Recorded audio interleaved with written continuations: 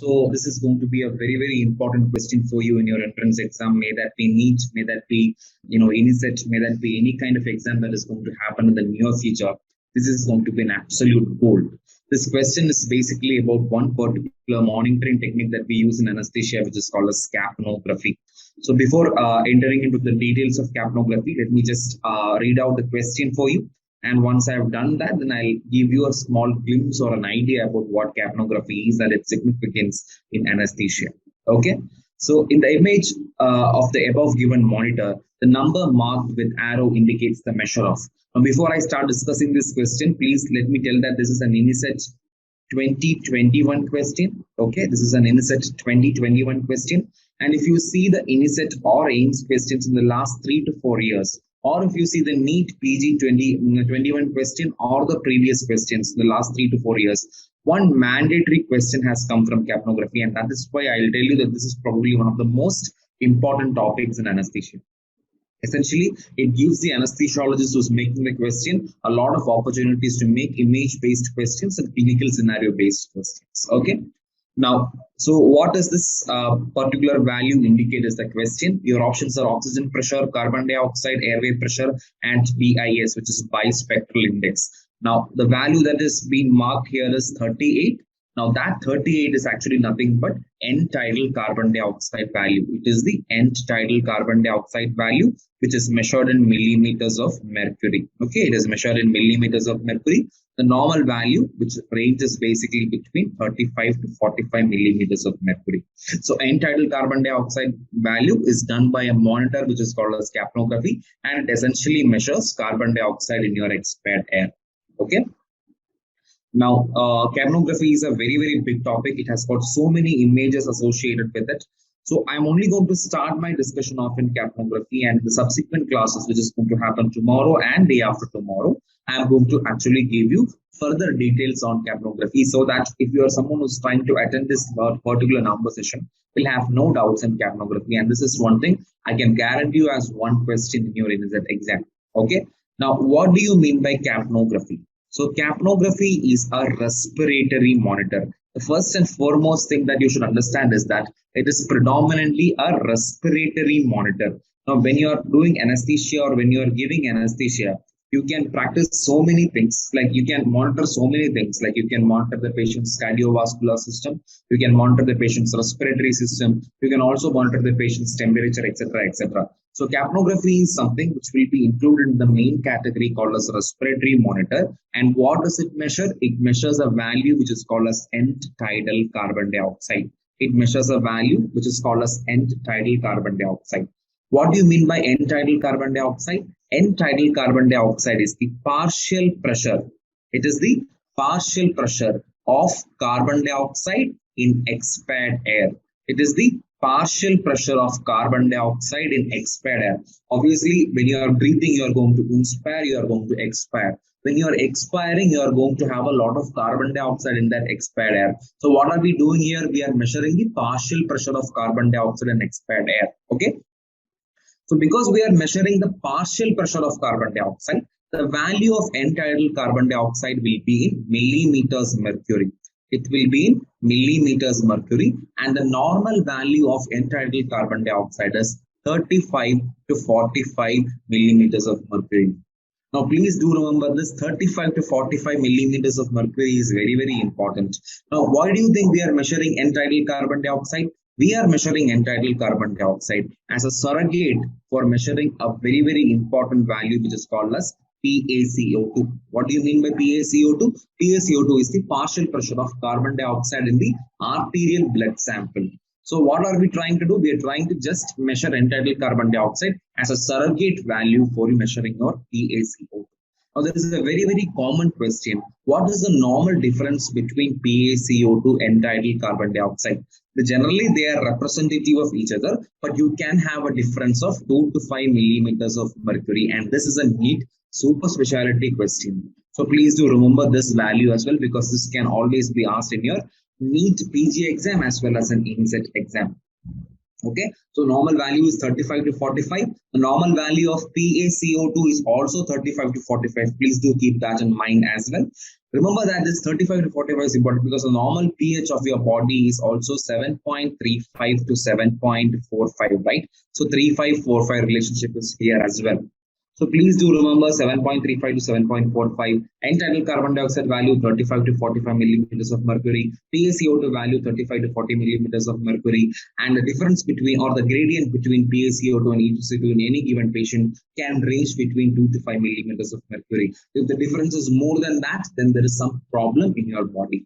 Okay, so that is what it means. A lot of conceptual questions, a lot of factual questions can also come in entitled carbon dioxide. Now, what are the other things that you should understand? First and foremost, why do you think it is important for you to measure entitled carbon dioxide? Why do you think it is important for you to measure entitled carbon dioxide? Or what is the relevance of carbon dioxide inside your body? First thing, remember about carbon dioxide and remember about carbon dioxide transport. Where how do you think your carbon dioxide is eliminated from the body? The carbon dioxide which is produced in the tissues will eventually be reaching your pulmonary circulation, and from there, with the help of respiration, the carbon dioxide is going to come out. So carbon dioxide is eliminated by your respiratory system. And that function of respiratory system by which carbon dioxide is eliminated is what is called as ventilation. So carbon dioxide assessment gives you an idea about the respiratory system, or to be more precise, it gives you an idea about the ventilatory status of the patient. Or when you have put the patient on a mechanical ventilator, you will know whether you are rightly ventilating the patient or not. Imagine the patient is not ventilating properly, means carbon dioxide is not being eliminated properly. Obviously, the PaCO2 is going to increase, and as a result of that, your EtCO2 is going to increase. So if you are having a progressive increase in entitled carbon dioxide value, it could indicate a hypoventilatory status. It could indicate a hypoventilatory status. So please do remember the significance. Similarly, imagine your entitled carbon dioxide is progressively coming down. Means all that carbon dioxide which is present inside your body is now being washed out. That basically means the patient is being hyperventilated. Now, when you are putting a patient in a ventilator, may that be during anesthesia, may that be during an ICU where the patient requires mechanical ventilation, you have to set the respiratory rate, and sometimes you will also have to set the tidal volume. So you control the ventilation essentially. So sometimes what you can do is you can sometimes put the patient in too much of tidal volume or too much of respiratory rate, and you might be hyperventilating the patient. Similarly, you might have set a very low respiratory rate or a very low tidal volume where you might be hyperventilating the patient. The only way that you can subjectively assess this is by looking at the carbon dioxide value. So you'll know whether you are hypoventilating or hyperventilating the patient just by looking at the carbon dioxide value. The value is less than 25, you are hyperventilating. The value is more than 35, you are hypoventilating the patient. Right? So this is one thing. Secondly, now, so it gives you an idea about the respiratory system and gives you an idea about the ventilatory status of the patient. Now, secondly, what is the significance of carbon dioxide? How do you think carbon dioxide is produced inside the body? Carbon dioxide is produced as a result of metabolism. It is the byproduct or waste product of aerobic metabolism, right? Because it is a byproduct or waste product of your aerobic metabolism, it can also let you know about the metabolic phase of the patient, of the metabolic state of the patient. There are certain disorders which are associated with hypermetabolism. There are certain disorders which are associated with hypometabolism. On that aspect, if you're an anesthesiologist, the most important hypermetabolic state that you can have is something which is called as malignant hyperthermia. If you remember our previous session, we were discussing about malignant hyperthermia, which is also a high yield topic in anesthesia. So malignant hyperthermia is an autosomal dominant condition. It is a genitopharmacological condition which is triggered by some pharmacological agents like inhalation anesthetic agent and depolarizing muscle relaxant. Now, once that happens, the skeletal muscles get driven into a hypermetabolic state, and as a result of that, there is increased production of carbon dioxide. The earliest intraoperative identification of malignant hyperthermia is done with the help of capnography, and that itself is a question. Similarly, you also have other metabolic conditions like hyperthyroidism, or imagine a patient is having thyrotoxic storm during the intraoperative period, you will know about that. Hypometabolic states like hypothyroidism, hypometabolic states like hypothermia can also be detected somewhat using your entitled carbon dioxide. The first function was in respiratory system. The second role was in your particular metabolic states. And thirdly, you know that it is produced in the tissues, but from the tissues, it has to be eventually transported into your particular pulmonary circulation. This transport is done with the help of your circulatory system. So it also gives you an idea about the circulatory status of your patient.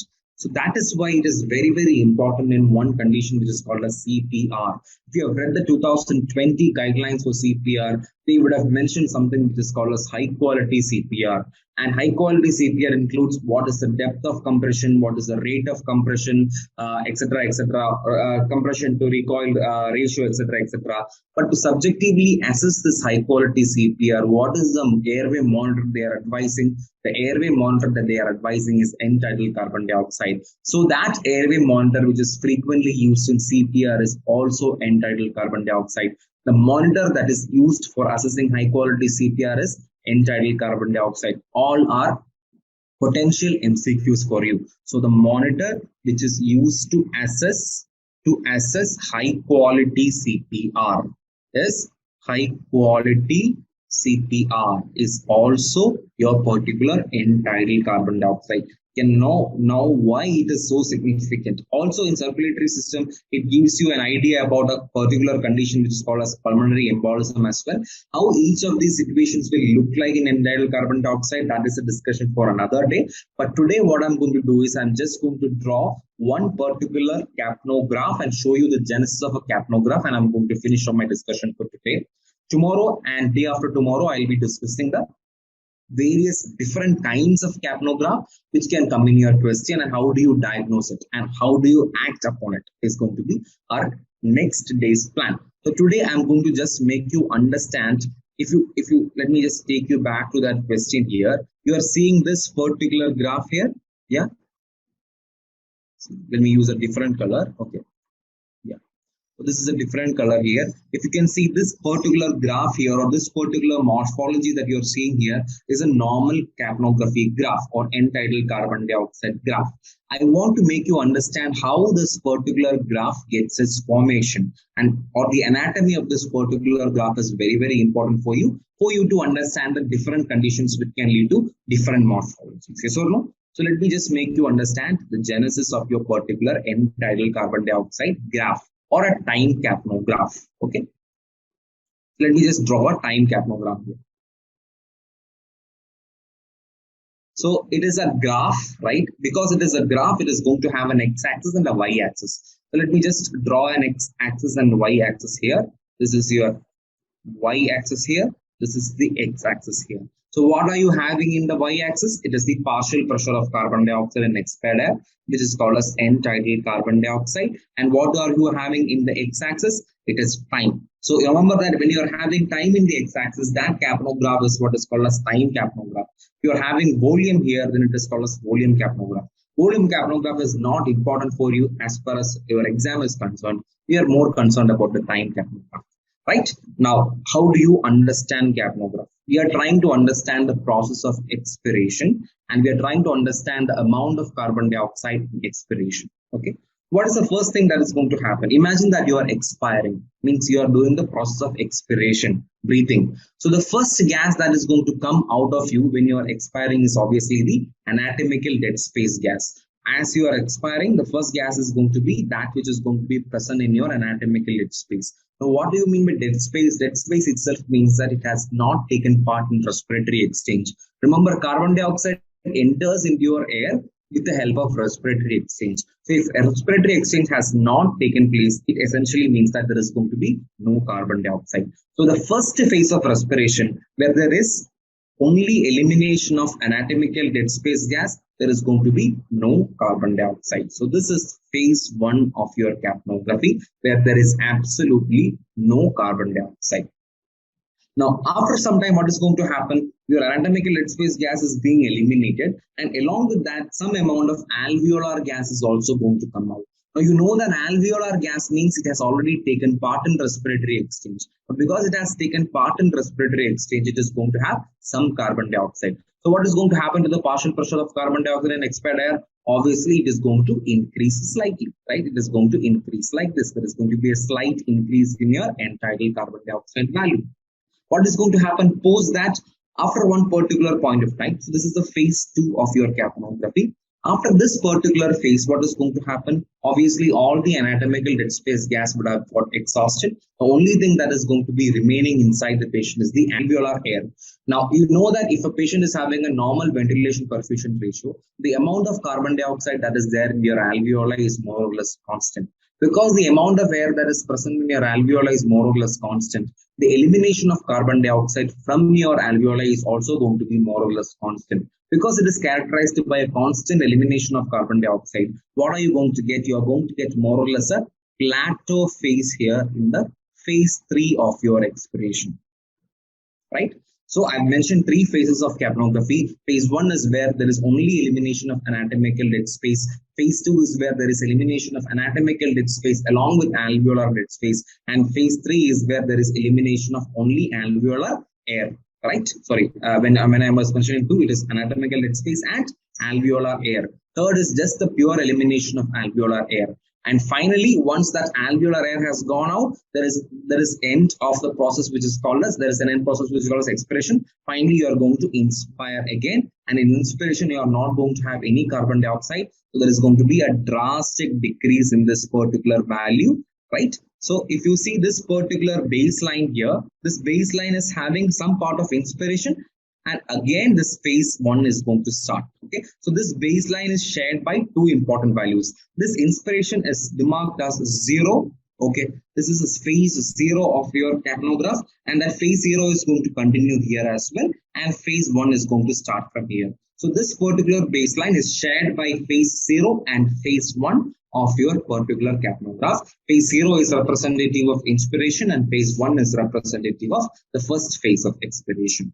So this is the normal capnograph. Let me just take you to that question once again. If you see, this is how it looks. So this is basically the phase 1. This is phase 1. This is phase 2. This is phase 3. And this is phase 0 of your capnograph, right? So this is how it looks like generally. And I want to just add 2 important points here. There is 2 angles which are formed here. One angle is formed between the phase 2 and phase 3 of your capnograph, and that angle is called as alpha angle. And there is an angle which is formed between phase 3 and phase 0, and this angle is called as beta angle.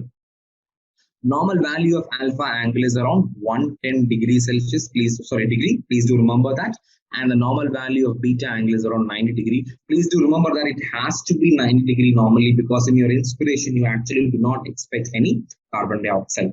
So if you have understood the genesis of this particular capnogram, then you will be able to understand the clinical applications of capnogram. Like I told you vaguely that it is used to understand the ventilatory status of the patient. Apart from that, in the respiratory system itself, it has got so many applications, starting from confirmation of endotracheal intubation. If you remember the NEET PG 2021 question, it was asking regarding the golden standard of confirmation of endotracheal intubation, and the answer is entitled carbon dioxide. So how do you identify endotracheal intubation? How do you identify esophageal intubation? How do you identify endobronchial intubation, etc., etc., etc., is going to be our topic for tomorrow. The question will be formed based on some kind of clinical application of capnograph for tomorrow, right?